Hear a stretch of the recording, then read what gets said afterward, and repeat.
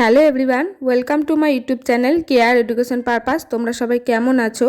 আজকে আমি তোমাদের সাথে শেয়ার করতে চলেছি ক্লাস 10-এর তৃতীয় পর্যায়ক্রমিক মূল্যায়ন 2025-এর সমস্ত সাবজেক্টের সিলেবাস কতদূর তোমাদের পরীক্ষা হবে। প্রথমেই দেখো, ক্লাস 10 অর্থাৎ দশম শ্রেণী তৃতীয় পর্যায়ক্রমিক মূল্যায়ন 2025-এর সম্পূর্ণ সিলেবাস তোমাদের পরীক্ষা হবে মোট 100 নম্বরের ওপর। তো বাংলা সিলেবাসে দেখো কি কি তোমাদের করতে হবে। সিন্ধু তীরে অদল বদল, অস্ত্রের বিরুদ্ধে গান, বাংলা ভাষার বিজ্ঞান, নদীর বিদ্রোহ এবং প্রথম ও দ্বিতীয় পর্যায়ক্রমের কিছু অংশ।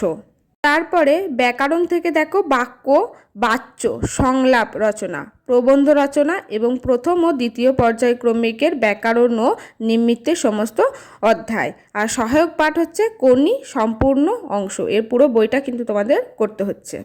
গণিত সিলেবাস দেখো, পুরো অধ্যায় 17 থেকে 26 নম্বর পর্যন্ত যা অধ্যায় আছে এগুলো তোমাদের কিন্তু প্রপার করতেই হবে। এছাড়াও প্রথম ও দ্বিতীয় পর্যায়ক্রমের কিছু অন্তর্ভুক্ত থাকবে, মানে এটাও তোমরা অল্প অল্প করে কিছুটা দেখবে, কারণ সম্পূর্ণ 100 নম্বরের প্রশ্নের জন্য তাই সেখান থেকেও কিছুটা করে আসবে। আর মেনলি তোমাদের অধ্যায় 17 থেকে 26 পর্যন্ত।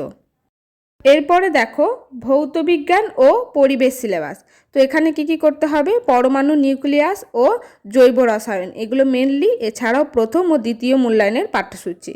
তারপর দেখো জীবনবিজ্ঞান ও পরিবেশ সিলেবাসের মধ্যে করতে হচ্ছে পরিবেশ, তার সম্পদ এবং তাদের সংরক্ষণ, এটা মেনলি দ্বিতীয় পর্যায়ক্রমিকের জন্য। এছাড়াও প্রথম ও দ্বিতীয়ের কিছু পাঠ্যসূচি।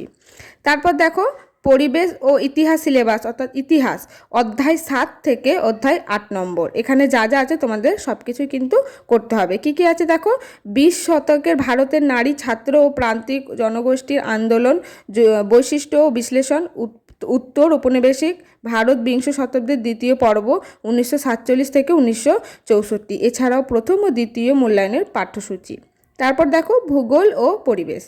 এখানে দেখো মানচিত্র অর্থাৎ ভারতের মানচিত্র, আর হচ্ছে 3 নম্বর বাড়িমণ্ডল, বজ্র ব্যবস্থাপনা, উপগ্রহ চিত্র ও ভূ বৈচিত্র্যসূচক মানচিত্র, এগুলো কিন্তু তোমাদের তৃতীয় পর্যায়ক্রমিক মূল্যায়নের জন্য। এছাড়াও প্রথম ও দ্বিতীয় পর্যায়ের পাঠ্যসূচি।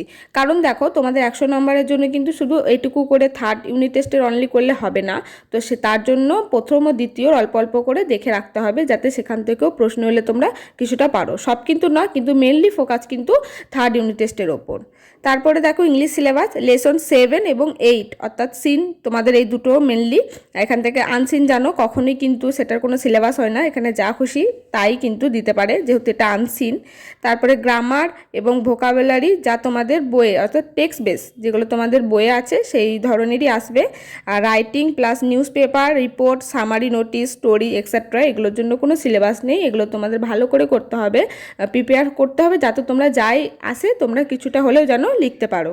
তাহলে দেখো এই হচ্ছে তোমাদের তৃতীয় পর্যায়ক্রমিক মূল্যায়নের জন্য ক্লাস 10-এর পুরো সিলেবাস। এছাড়াও তোমরা প্রথম ও দ্বিতীয়র কিছু অংশ দেখে যেও, যাতে সেখান থেকে প্রশ্ন এলে তোমরা ভালো করে করতে পারো। তো আজকের ভিডিওটি এই পর্যন্তই। ভিডিওটি ভালো লাগে একটি লাইক করে দিও, চ্যানেলে নতুন হয়ে থাকলে সাবস্ক্রাইব করে পাশে থেকো।